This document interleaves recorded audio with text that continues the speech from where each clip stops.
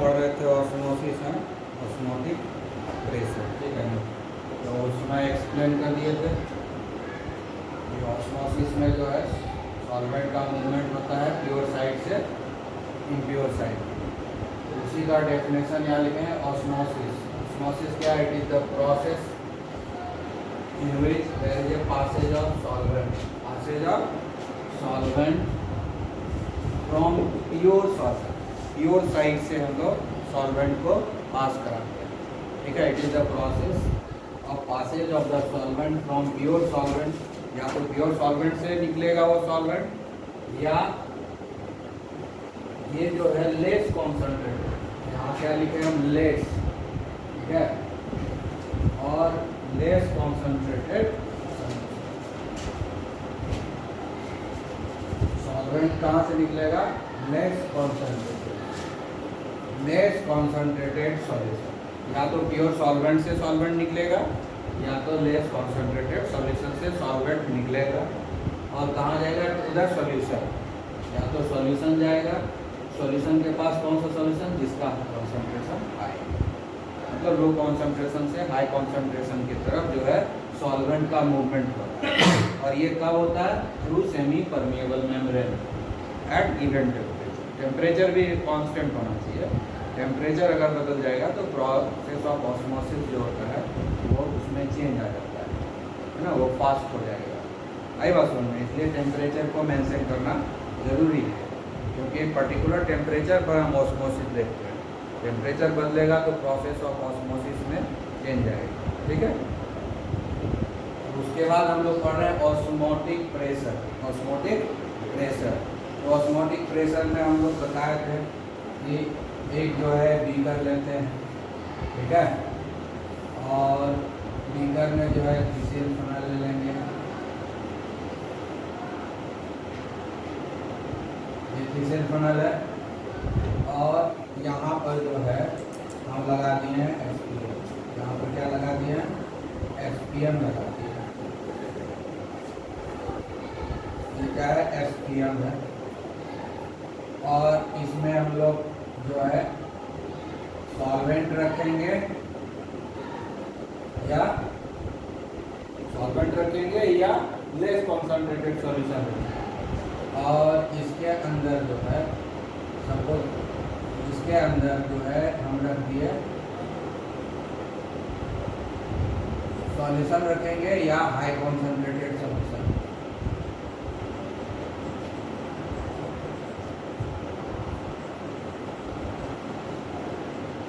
ठीक है, तो थोड़ी देर में देखेंगे कि ये जो लेवल है ना, इसमें तो सॉल्वेंट है, ये सॉल्वेंट जो है धीरे धीरे इसमें ऊपर आने लगेगा। टच किया हुआ खाली रहेगा यहाँ पर सॉल्वेंट में।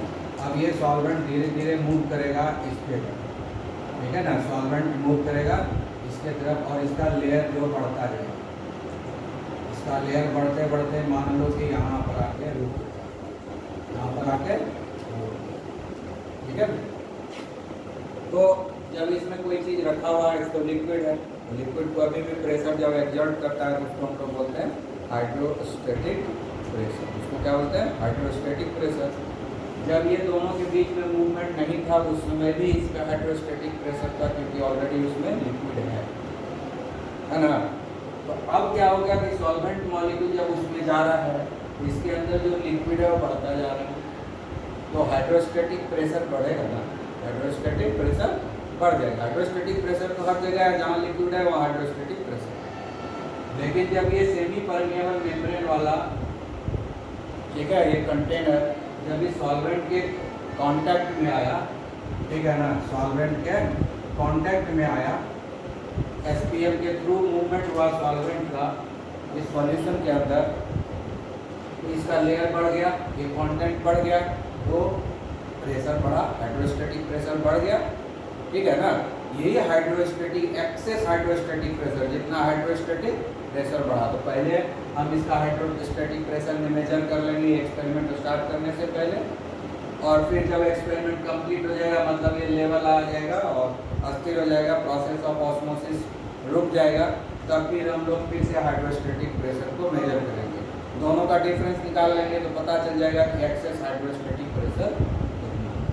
ये ना एक्सेस हुआ जो एक्स्ट्रा जो बढ़ा होगा हाइड्रोस्टेटिक प्रेशर, तो इसीलिए डेफिनेशन होगा ऑस्मोटिक प्रेशर। तो osmotic pressure is the excess hydrostatic pressure, ठीक है। विच बिल्डअप या दैट बिल्डअप लिख सकते हो, it will be more appropriate statement, that build up when the highly concentrated solution is separated from the pure solvent or less concentrated solution। जब हम highly concentrated solution को और less concentrated solution को जब हम SPM के through separation किसके through है, SPM के थ्रू जब हम सेपरेट करते हैं तब जो एक्सेस हाइड्रोस्टेटिक प्रेशर बिल्डअप होता है, एक्सेस हाइड्रोस्टेटिक प्रेशर जो तैयार होता है, बनता है ना, जो सामने आता है उभर के, वही जो है osmotic pressure at a given temperature, एक पर्टिकुलर टेम्परेचर। अब जैसे टेम्परेचर चेंज कर लोगे तो ऑस्मोटिक प्रेशर भी चेंज हो जाएगा, ठीक है ना। इसलिए हमको ये एक्सपेरिमेंट जब भी करना है तो कांस्टेंट टेम्परेचर पे ही करना है, क्योंकि टेम्परेचर बदलेगा तो ऑस्मोटिक प्रेशर भी बदल जाएगा, क्योंकि प्रोसेस ऑफ ऑस्मोसिस में भी चेंज आएगा, ऑस्मोटिक प्रेशर में भी चेंज आएगा, ठीक है।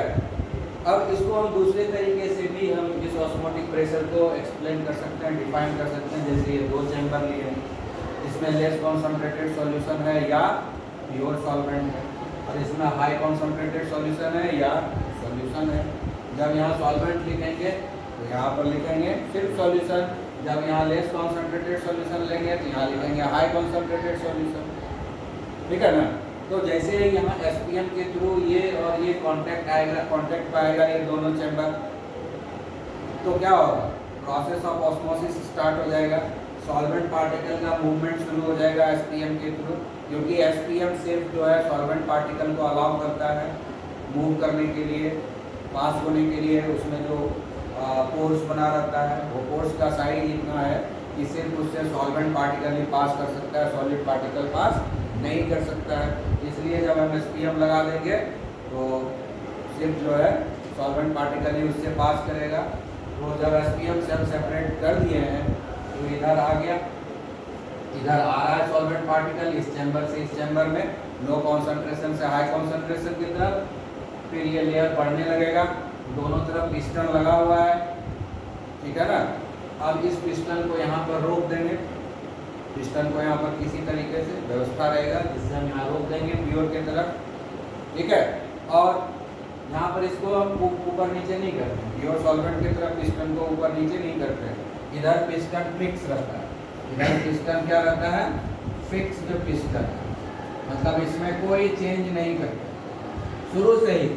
जो भी भरना था उसमें सॉल्वेंट जो भरना है या लेस कॉन्सेंट्रेटेड सॉल्यूशन भरना है उसको भर दिए और पिस्टन को हम वहाँ पर फिक्स कर दिए, ठीक है। उसमें चेंज नहीं करते हैं। इस साइड क्या है कि हम देख रहे हैं कि जैसे अब इधर से सॉल्वेंट आना शुरू हुआ है, पिस्टन ऊपर की तरफ मूवमेंट शुरू हो गया, पिस्टन धीरे धीरे ऊपर जा रहा है, इधर जो अमाउंट ऑफ सॉल्यूशन बढ़ता जा रहा है और ये पिस्टन धीरे धीरे ऊपर की तरफ जा रहा है, यानी प्रोसेस ऑफ ऑस्मोसिस स्टार्ट हो चुका है, चल रहा है। अब हमको ऑस्मोटिक प्रेशर नापना है, क्या करेंगे, इसको रोकना होगा। जब तक रोकेंगे नहीं तब तक हम ऑस्मोटिक प्रेशर पता नहीं कर सकते हैं। तो क्या करेंगे हम लोग, इस साइड जो पिस्टन है इसके ऊपर हम प्रेशर देंगे, बाहर से एक्सटर्नल प्रेशर, एक एक्सेस प्रेशर लगाएंगे। कितना प्रेशर लगाने से जस्ट ये रुकेगा, पिस्टन को अंदर लाना नहीं, हमको पिस्टन को रोक देना है। पिस्टन को ऊपर जाने से रोकना है, लेकिन हमको नीचे नहीं लाना है, याद रखना है। ऑस्मोटिक प्रेशर को मेजर करने के लिए हमको एक्सटर्नल प्रेशर अप्लाई करना है इस चैम्बर में, सॉल्यूशन वाले चैम्बर में या हाई कॉन्सेंट्रेटेड सॉल्यूशन वाले चैम्बर में हमको एक्सटर्नल प्रेशर अप्लाई करना है, और उतना ही प्रेशर अप्लाई करना है जिससे कि ये प्रेशर ऊपर जाना बंद हो जाए। ऊपर जा रहा है ना पिस्टन धीरे धीरे, पिस्टन को हम नीचे एकदम मूवमेंट नहीं करेंगे, समझ गया ना। सिर्फ हमको प्रेशर इतना ही अप्लाई करना है ताकि उसके मूवमेंट को रोक दिया जाए, उसका मूवमेंट सिर्फ रोक दिया जाए। मिनिमम प्रेशर लगाने से, मैक्सिमम तो कितना भी लगा सकते, जितना मिनिमम प्रेशर लगाने से, जितना एक्सेस प्रेशर लगाने से पिस्टन का मूवमेंट अपवर्ड डायरेक्शन में रुक जाएगा। पिस्टन का मूवमेंट अपवर्ड डायरेक्शन में रुक जाएगा सॉल्यूशन साइड में। वही एक्सेस प्रेशर हमारा ऑस्मोटिक प्रेशर है एट दैट गिवन टेम्परेचर। आगे बात समझ में, तो वही लिखे हैं यहाँ पर, osmotic pressure is the excess pressure that must be applied to the solution side to prevent the passage of solvent from less concentrated solution, ठीक है, और प्योर सॉल्वेंट, लेस कॉन्सेंट्रेटेड या प्योर सॉल्वेंट से पासेज जो हो रहा है उसको रोकना है टू द सॉल्यूशन और हाईली कॉन्सेंट्रेटेड सॉल्यूशन। ठीक है, समझ में आ गया, क्लियर। तो ऑस्मोसिस हो गया, ऑस्मोटिक प्रेशर हो गया। अब जो है रिवर्स ऑस्मोसिस देखते हैं। अब नेक्स्ट क्या है, रिवर्स ऑस्मोसिस। रिवर्स ऑस्मोसिस का शॉर्ट फॉर्म होता है आरओ। आरओ तो बहुत पॉपुलर है आज के ज़माने में। तो आरओ क्या चीज़ है, अब यही पता चला, देखो यही है आरओ, कुछ बहुत बड़ा चीज़ नहीं है, हमारा केमिस्ट्री में ये है आरओ, है ना।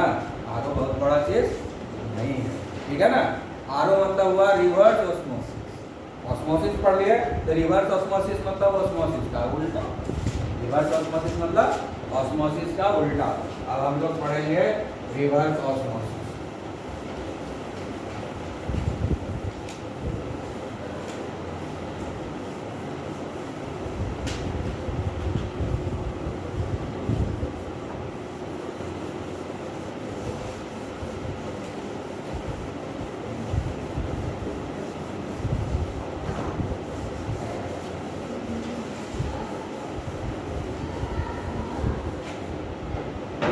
तो रिवर्स ऑस्मोसिस क्या हुआ, ऑस्मोसिस का उल्टा, ये अपने आप नहीं। Reverse osmosis is not a natural phenomena, ये ह्यूमन बीइंग कराता है। रिवर्स ऑस्मोसिस कहीं भी नेचर में नहीं होता है, ये हम लोग को कराना पड़ता है, ठीक है। करना कुछ नहीं है, जितना ऑस्मोटिक प्रेशर है उससे ज़्यादा प्रेशर जो है लगा देंगे, तो क्या होगा, नॉर्मल मूवमेंट हो जाएगा, हाई से लो की तरफ होना शुरू होगा। लेकिन अभी भी एसपीएम लगा हुआ है, तो इससे भी तो सॉल्वेंट का ही मूवमेंट होगा, सॉल्यूट का मूवमेंट नहीं होगा।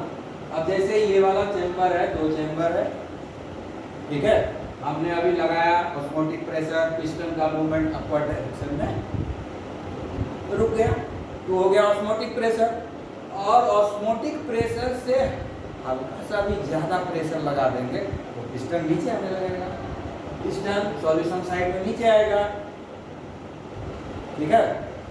सो excess pressure then the osmotic pressure, whatever excess pressure applied on the solution side excess in comparison to osmotic pressure, whatever more pressure applied in comparison to the osmotic pressure on the solution side, then there will be a movement of solvent from high concentrated solution to less concentrated solution or solution to solvent।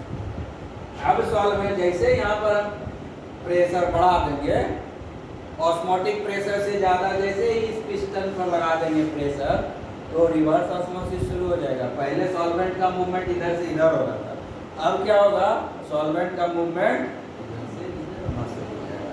अभी solute का अभी भी movement नहीं हो सकता है, क्योंकि यहाँ एसपीएम लगा हुआ है ना। एसपीएम के थ्रू अगर हाई कॉन्सेंट्रेटेड सॉल्यूशन से लेस कॉन्सेंट्रेटेड सॉल्यूशन या हाई कॉन्सेंट्रेटेड सॉल्यूशन से सॉल्वेंट की तरफ अगर सॉल्वेंट का मूवमेंट शुरू हो जाए तो इसको बोलते हैं reverse osmosis through SPM, not without. तो क्या होगा, इधर जो भी गंदगी रहेगा, इसमें जो भी मिला हुआ रहेगा सॉल्वेंट पार्टिकल, वो इधर ही रह जाएगा इस चैम्बर में, और इसका पानी या जो सॉल्वेंट है वो निकल के इधर आ जाएगा। यही है आरओ प्यूरिफायर। पानी में बहुत सारा मिनरल है, हम एक पर्टिकुलर काइंड का एसपीएम लगा देते हैं, है ना। कौन कौन से मिनरल को हटाना है इस एरिया से, उस मिनरल का एसपीएम मिलता है, उस मिनरल का एसपीएम मिलता है, वो एसपीएम लगा देते हैं और मशीन से प्रेशर देते हैं। प्रेशर देते हैं तो गंदगी जो एक्सेस क्वांटिटी ऑफ मिनरल है वो इधर आ जाता है और पानी निकल के इधर आ जाता है। समझे? जैसे यहाँ पर हम लोग लगाते हैं फ्लोराइड वाला SPM, यहाँ लगाते हैं फ्लोराइड वाला SPM, तो फ्लोराइड को इधर से उधर जाने नहीं देता है। बहुत तरह का SPM मिलता है कि फ्लोराइड थोड़ा बहुत जाने भी दे, वैसा भी SPM है कि थोड़ा बहुत जाने दे बाकी नहीं जाता है ना, हल्का फुल्का जाएगा। तो हल्का फुल्का हमको तो फ्लोराइड चाहिए, इसलिए हमको फ्लोराइड चाहिए भी, एक्सेस नहीं चाहिए। तो हम क्या करते हैं, इस एरिया में SPM ऐसा लगाते हैं जो कि फ्लोराइड को, एक्सेस फ्लोराइड को हटा दें। और उसके बाद प्रेशर देते हैं। प्रेशर देने से क्या होता है, इधर से सॉल्वेंट का मूवमेंट इधर से इधर हो जाता है, समझ गए? तो इधर से इधर हो गया। उसके बाद और भी एक प्रोविजन होता है RO प्यूरीफायर में कि पानी इधर से इधर चला गया तो इधर सारा इम्प्यूरिटी जमा हो गया, उसमें से जो इम्प्यूरिटी, सारा इम्प्यूरिटी तो हमको चाहिए ही, आर्सेनिक नहीं चाहिए, आर्सेनिक नहीं चाहिए, जो जो नहीं चाहिए उसको नहीं ले लेना, लेकिन कुछ मिनरल तो हमको चाहिए ही। तो ऐसा सिस्टम लगा रहता है कि इधर से कुछ 1 ml निकाल के इसमें मिला, तब ना वो ड्रिंकिंग वाटर होगा। पूरे मिनरल को हम हटा देंगे SPM लगा करके, तो खाली डिस्टिल वाटर रहेगा। सारा मिनरल हटा देंगे तो सिर्फ डिस्टिल वाटर हो जाएगा ना, उसको पिएंगे तो हमारी प्यास बुझेगी, थर्स्ट तो खत्म हो जाएगा, लेकिन बॉडी को कोई फ़ायदा नहीं होगा। जो मिनरल्स पानी के थ्रू बॉडी को मिलता है वो नहीं मिलेगा, तो धीरे धीरे हमारा बॉडी वीकनेस होगा, बोन जो है वीक होने लगेगा, दांत कमज़ोर होने लगेगा। तो इसलिए हमको ऐसा सिस्टम रखना है कि पहले इसको साफ, मतलब सॉल्वेंट को उधर ले जाना है, और फिर इसी से इसी गंदगी को निकाल के इसमें मिला, समझ गए? इतना में इतना ml निकाल के मिला दिए, हो गया सारा बैलेंस हो गया। ये सिस्टम किया जाता है कि इसी गंदगी को निकाल के फिर इसमें मिला, समझ गया ना? गंदगी मतलब क्या है, मिनरल रह गया ना सर, एक्सेस मिनरल है। हम तो मिनरल से हटा दिए SPM लगा के, मिनरल तो हटा दिया SPM लगा के, अब उस पानी को पिएंगे तो कमजोरी हो जाएगी। तो इसलिए उसमें क्या किया गया कि थोड़ा थोड़ा देर पर, क्योंकि मालूम है मशीन को इतना देर में इतना लीटर फिल्टर हो गया, तो उसमें जो है थोड़ा थोड़ा देर पर इधर से ये वाला निकल करके इसमें ऑन एंड ऑफ बीच बीच में इसमें मिक्स करते रहता है। ऐसा सिस्टम रहता है, टाइमर लगा रहता है, इससे 1 ml खींचा इसमें डाल दिया, इससे 1 ml खींचा इधर डाल दिया, उससे क्या हो गया, उसको जो ज़रूरत का मिनरल है वो मिलता गया, समझ गए? आई बात समझ में? तो ये है मिनरल वाटर का प्रोसेस। तो ये बहुत ही, जो रिवर्स ऑस्मोसिस जो है बहुत ही पॉपुलर है आजकल इसी कारण, और पहले ये पॉपुलर था वो अरब वर्ल्ड में, क्योंकि वहाँ समुद्र ही समुद्र है, पीने के लिए पानी नहीं है। हम लोग तो बहुत खुशकिस्मत रहे हैं, भारत और पाकिस्तान के लोग। पूरी दुनिया का 25% ड्रिंकिंग वाटर भारत और पाकिस्तान, ठीक है? तो हम लोग बहुत खुशकिस्मत हैं। आप पॉल्यूशन बढ़ा दिए तो हम लोग को भी दिक्कत होने लगा है, लेकिन अगर पॉल्यूशन नहीं बढ़ाते तो भारत पाकिस्तान बहुत ही फॉर्चुनेट था इसमें कि दुनिया का 25% ड्रिंकिंग वाटर हमारे पास है, समझ गया? अकेले इन लोगों के पास दुनिया का, बाकी में सारा दुनिया है, समझ गए कि नहीं? तो फॉर्चुनेट थे, लेकिन अब नहीं रहे अपने जो। तो अदर कंट्रीज में जहाँ की नदी है ही नहीं, वहाँ तो मीठा पानी मिलेगा नहीं, पीने वाला ड्रिंकिंग वाटर नहीं मिलेगा, वो लोग सी वाटर से, RO प्रोसेस से ही ड्रिंकिंग वाटर बनाता था पहले से ही। सऊदी अरेबिया हम लोग से पहले खरीदता था, बाद में RO वाटर आने के बाद अपना बनाने लगा, क्योंकि समुद्र के पानी में तो सारा मिनरल है, ठीक है? लेकिन बहुत ज़्यादा मिनरल है, हम पी नहीं सकते हैं, नहा नहीं सकते हैं। तो हम RO प्यूरीफायर से क्या करते हैं, 2 तरह का RO प्यूरीफायर लोग रखता है उस कंट्री में। एक RO प्यूरीफायर है जो नहाने लायक पानी बना देता है, नहाने लायक पानी मतलब वो सीधा डिस्टिल वाटर है, नहाना है ना। और दूसरा बनेगा मिनरल वाटर, पहले डिस्टिल वाटर बनेगा, फिर उसी से मिनरल को निकाल के उसमें थोड़ा थोड़ा देते जाएगा, ताकि मिनरल वाटर बन गया। तो 2 तरह का RO प्यूरीफायर रहता है वहाँ लोग करते हैं। नहाने के लिए अलग है RO प्यूरीफायर, और पीने के लिए, खाना बनाने के लिए अलग है, समझ गया ना? तो एडवांटेज हो गया रिवर्स ऑस्मोसिस का, क्या? Desalination of water, demineralisation of water. क्या कर सकते हैं रिवर्स ऑस्मोसिस से? Desalination of water. डीसैलिनेशन मतलब नमक को हटा देना, मिनरल्स को हटा। डीमिनरलाइजेशन मतलब सारे मिनरल्स को हटा देना। डिसैलिनाइजेशन मतलब हुआ सिर्फ नमक को हटाना। डीमिनरलाइजेशन का मतलब हुआ सारे मिनरल्स को हटा देना। सारे मिनरल्स हटा देंगे डिस्टिल वाटर, सिर्फ नमक हटाएंगे तो ड्रिंकिंग वाटर होगा। समझ गए ना? तो इस तरह का हमको एसपीएम लगाना पड़ता है कि किसको किसको हटाना है। अभी अब पुराना ज़माना में भले उतना एसपीएम, आज के समय में तो एसपीएम आर्टिफिशियली बहुत बनता है ना, तो सबका पार्टिकल साइज के हिसाब से एसपीएम आर्टिफिशियली बनता है और उसके हिसाब से एसपीएम को उसमें लगाया जाता है, तो हो जाता है। ठीक है, और भी आगे रिसर्च चल रहा है और कुछ हो सकता है। तो ये हो गया हमारा रिवर्स ऑस्मोसिस। समझ गया? रिवर्स ऑस्मोसिस क्या हो गया? रिवर्स ऑस्मोसिस, ये तो समझ में आ गया, इसका लिखना जरूरी नहीं है। रिवर्स ऑस्मोसिस का, ऑस्मोसिस का उल्टा, ऑस्मोसिस का उल्टा कब होगा? जब हम ऑस्मोटिक प्रेशर से ज़्यादा प्रेशर सॉल्यूशन की तरफ अप्लाई करेंगे, सॉल्वेंट की तरफ नहीं, याद रखना, सॉल्वेंट की तरफ नहीं, सॉल्यूशन की तरफ एक्सेस प्रेशर अप्लाई करेंगे। किससे एक्सेस देख रहे हैं? In comparison to osmotic pressure. Osmotic pressure के कंपैरिजन में जब हम एक्सेस प्रेशर अप्लाई करेंगे तो रिवर्स ऑस्मोसिस होगा। रिवर्स ऑस्मोसिस क्या है? Passage of solvent from higher concentrated solution to lower concentrated solution at given temperature और passage of solvent from solution to solvent, यही ना है। What is reverse osmosis? Reverse osmosis क्या है? Passage of solvent from high concentrated solution to low concentrated solution through SPM, और दूसरे तरीके से बोल सकते हैं passage of solvent from solution to solvent through semi permeable membrane। ये दो चीज होगा रिवर्स ऑस्मोसिस में, और इसके लिए हमको प्रेशर कितना देना होगा? ऑस्मोटिक प्रेशर से ज़्यादा प्रेशर अप्लाई करना होगा। किस साइड? सॉल्यूशन के साइड। ये हो गया हमारा रिवर्स ऑस्मोसिस। समझ में आ गया? ठीक है, ठीक है, रिवर्स ऑस्मोसिस समझ में आ गया, इसका यूज भी समझ में आ गया। ठीक है, demineralisation of water main use है, डिसैलिनेशन ऑफ वाटर का मेन यूज है ना। जैसे इस साइड में हार्ड वाटर है, हार्ड वाटर है तो यहाँ पर डीमिनरलाइजेशन करना पड़ता है। इस एरिया में हार्ड वाटर है तो डीमिनरलाइजेशन करना पड़ता है सॉफ्ट वाटर बनाने के लिए।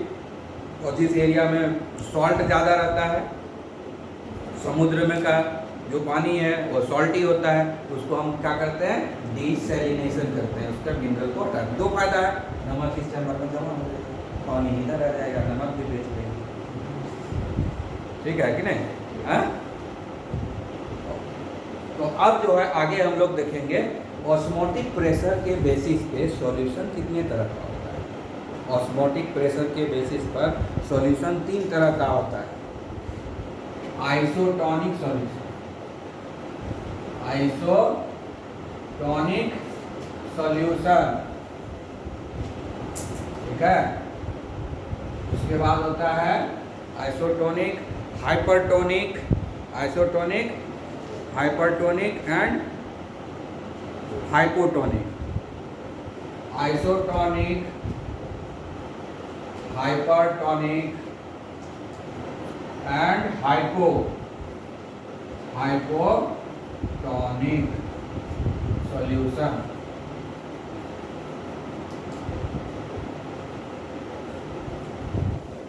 समझ में आया? तो इस तीनों को लेने के लिए एक रेफरेंस सॉल्यूशन लेना पड़ेगा। ये तीनों को जानने के लिए एक रेफरेंस सॉल्यूशन लेना पड़ेगा। एक सॉल्यूशन हम रखेंगे, ठीक है, और दूसरे सॉल्यूशन के बारे में पता करें। मतलब एक जो पर्टिकुलर सॉल्यूशन जो रेफरेंस है उसका हमको ऑस्मोटिक प्रेशर मालूम होना चाहिए। तो दूसरा जो सॉल्यूशन लिए उसका भी ऑस्मोटिक प्रेशर उसके बराबर है, तो हो गया आइसोटोनिक सॉल्यूशन। कोई भी दो सॉल्यूशन जिसका ऑस्मोटिक प्रेशर सेम है, कोई भी दो सॉल्यूशन जिसका ऑस्मोटिक प्रेशर सेम है उसको आइसोटोनिक सॉल्यूशन बोलते हैं। आइसो मतलब से, आइसो मतलब सेम। उसके बाद हाइपरटोनिक सॉल्यूशन, अगर रेफरेंस सॉल्यूशन के कंपैरिजन में दूसरे सॉल्यूशन का कंसंट्रेशन ज़्यादा है, कि दूसरे सॉल्यूशन का ऑस्मोटिक प्रेशर ज़्यादा है, तो हो गया हाइपरटोनिक। हाइपरटोनिक किसको बोलेंगे? किसी सॉल्यूशन के कंपैरिजन में कोई दूसरे सॉल्यूशन का ऑस्मोटिक प्रेशर ज़्यादा है, यानी जिसका ऑस्मोटिक प्रेशर ज़्यादा है वो हाइपरटोनिक हो गया। जिसका ऑस्मोटिक प्रेशर इस रेफरेंस सॉल्यूशन के कंपैरिजन में ज़्यादा है वो हाइपरटोनिक सॉल्यूशन हो गया। और एक और सॉल्यूशन लिए जो इस रेफरेंस सॉल्यूशन के कंपैरिजन में उसका ऑस्मोटिक प्रेशर कम है, वो हो गया हाइपोटोनिक सॉल्यूशन। तो ये कंपैरेटिव स्टडी है, ये रिलेटिव टर्मिनोलॉजी है, ये आइसोलेटेड टर्मिनोलॉजी नहीं है, कंप्लीट टर्मिनोलॉजी नहीं है, रिलेटिव टर्मिनोलॉजी है। किसी के रिलेशन में, किसी के कंपैरिजन में ये हम कर रहे हैं, ठीक है ना। जैसे कि हम लोग बीमार पड़ते हैं, स्लाइन चलता है, ठीक है ना, तो हमारे ब्लड का अपना ऑस्मोटिक प्रेशर है। ब्लड में सोडियम क्लोराइड का जो ऑस्मोटिक प्रेशर होता है, सोडियम क्लोराइड होता है ना हमारे ब्लड में, तो उसका अपना एक ऑस्मोटिक प्रेशर है। तो वही ऑस्मोटिक प्रेशर वाला सॉल्यूशन हमको दिया जाता है, तो हो गया आइसोटोनिक सॉल्यूशन। तो जो ग्लूकोज वाला जो टीएनएस चढ़ाता है ना, बीमार पड़ते हैं ग्लूकोज चढ़ाता है ना, तो ग्लूकोज क्या है, आइसोटोनिक सॉल्यूशन है। हमारे ब्लड का जो ऑस्मोटिक प्रेशर है उसी के ऑस्मोटिक प्रेशर के बराबर है, तो हो गया आइसोटोनिक सॉल्यूशन। तो आइसोटोनिक सॉल्यूशन ही चढ़ाया जाता है, ठीक है। अगर कोई सॉल्यूशन है जिसका कॉन्सेंट्रेशन हमारे ब्लड के कॉन्सेंट्रेशन से कम है, ब्लड के ऑस्मोटिक प्रेशर से कम है, तो हो गया हाइपोटोनिक सॉल्यूशन। अगर ब्लड का जो ऑस्मोटिक प्रेशर है उससे ज़्यादा प्रेशर वाला कोई सॉल्यूशन बन गया है, तो हो गया हाइपरटोनिक सॉल्यूशन हमारे बॉडी के लिए। तो इसी तरह से ये तीनों जो है कंपैरेटिव स्टडी है, किसी सॉल्यूशन के रेफरेंस में लेंगे। जो आइसोटोनिक होगा, ये हाइपोटोनिक होगा, ये हाइपरटोनिक होगा। अब आई बात समझ में। अब इस तीनों टर्मिनोलॉजी और ये तीनों सॉल्यूशन का हमारे लाइफ में क्या महत्व है, ठीक है ना। ऑस्मोसिस का क्या महत्व है हमारी लाइफ में। तो पहला चीज़ हम लोग देख सकते हैं, ठीक है, कि जैसे कि ऑस्मोटिक प्रेशर जो ब्लड में है,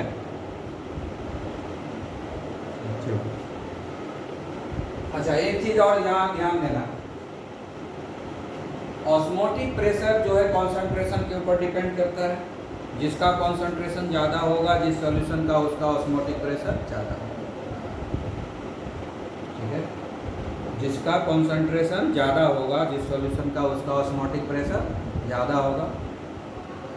और जिसका कॉन्सेंट्रेशन ज़्यादा होता है, वेपर डेंसिटी कम, वेपर प्रेशर कम होता है, यानी जिसका वेपर प्रेशर कम है उसका ऑस्मोटिक प्रेशर ज़्यादा होता है। याद रहे, कॉन्सेंट्रेशन के ऊपर डिपेंड करता है ऑस्मोटिक प्रेशर।